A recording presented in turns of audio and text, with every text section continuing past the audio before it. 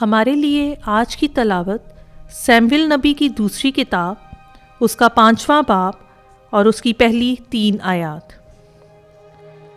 और इसराइल के सारे कबीले हिब्रून में दाऊद के पास आए और कलाम करके कहा, देख, हम तेरा गोश्त और तेरी हड्डी हैं। अलावा इसके कल और इससे पहले जब शाऊल हमारा बादशाह था तो तू ही इसराइल को बाहर ले जाता और अंदर लाता था। और खुदावंद ने तुझसे कहा कि तू मेरी कौम इसराइल की चौपानी करेगा और तू इसराइल का सरदार होगा। और इसराइल के सब बुजुर्ग भी हिब्रून में बादशाह के पास आए और दाऊद बादशाह ने हिब्रून में खुदावंद के सामने उनके साथ अहद किया और उन्होंने दाऊद को मसा करके इसराइल का बादशाह बनाया। पाक कलाम का पढ़ा और सुना जाना हम सब के लिए बाइस से बरकत हो।